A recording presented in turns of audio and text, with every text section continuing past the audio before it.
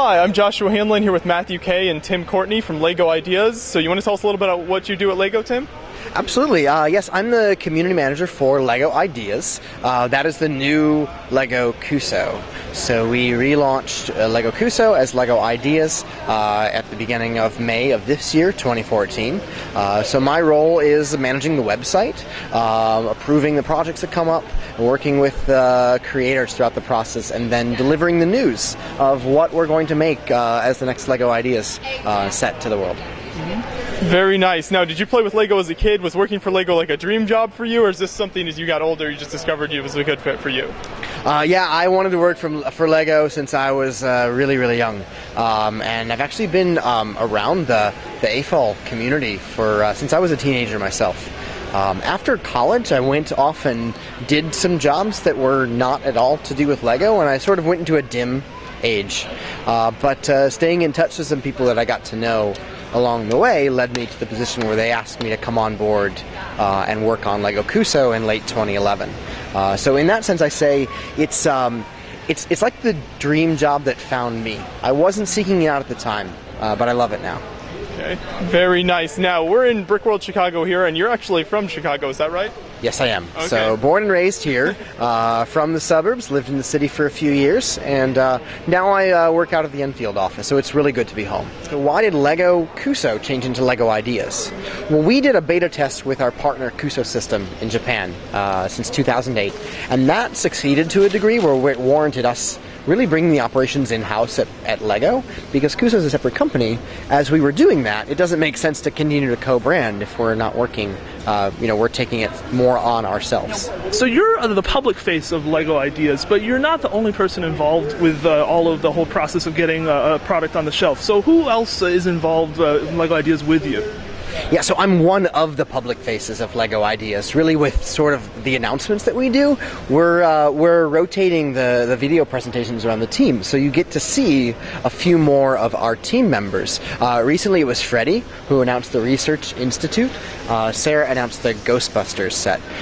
So Sarah and Freddie, and also Sina, who's now back, work with me on Lego Ideas on the community side of things.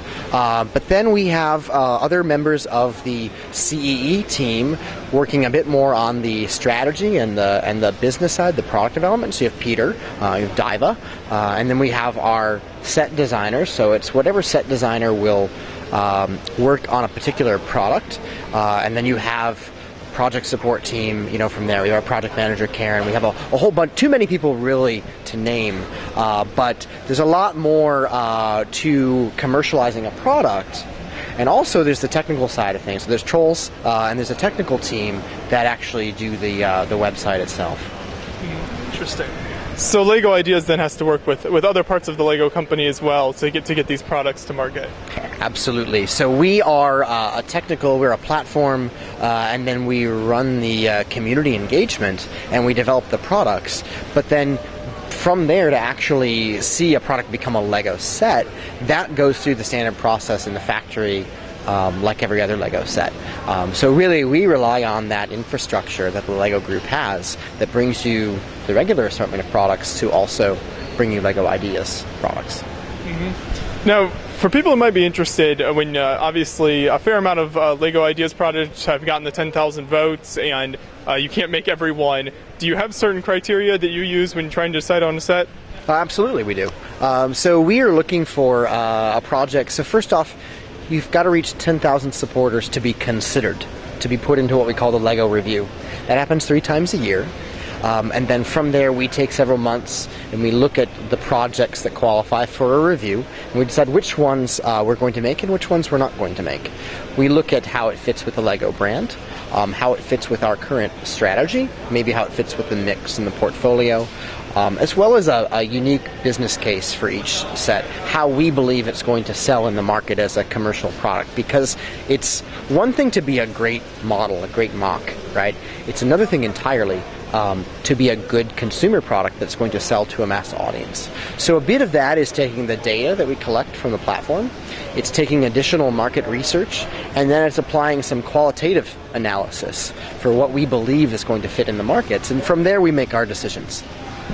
Yeah, I think that's definitely a good point. I'm just thinking, you look around here, there's obviously a lot of incredible mocks, but a lot of these would not make for good sets to be produced by Lego, so you got to put it through that to make sure it's going to be a good set. Exactly. Scale, skill level. We're looking for something that a general consumer can build without much trouble, right? That fits that quality building experience that we have, where people here, if you're building something for yourself, you can use a really advanced building technique, and you don't have to rely on thousands, tens of thousands of people replicating that same technique. Kids replicating the technique, exactly, because even though the box says 14 plus, we all know that we all exactly. So we all know that. So we really try to make that building experience consistent and achievable by our core consumers, and that is also a factor. Now, something else I've noticed is that to date, I guess every LEGO Ideas Kusu project has been an intellectual property that already exists out there. So you have like Minecraft, you have I guess you have the Japanese spacecraft submarine, but I guess with Peter Reed's Exoforce suit, will that be the first non-IP, I guess intellectual property based set? I guess it's his personal intellectual property, but it's not something tied into a larger movie. Right, so we have the exosuit, and now we have the Research Institute, but yes, so everything more or less has been based on an IP, and we're actually looking for both. We don't discriminate. We're not looking for just big IPs. We're not looking for non-IPs. I know that sometimes fans have a lot of opinions about what they think should or shouldn't become a LEGO Ideas product, but really, we're looking for connecting an opportunity that might not otherwise exist. So when we do something like Ghostbusters, when we do something like Back to the Future, it's because people told us it was awesome, and we decided it was a fit. So in that sense, we're looking for the IPs, and we're looking for the original things. You will see more that are just community-inspired, not IP, but you're also going to continue to see the IPs going forward. I think that the mix is what makes it all that. Now that we have the mix, it's a very, very beautiful thing to see all that interacting. Yeah, great. So, same here also, and I'm really, really excited for the exosuit. It's going to be a very special set.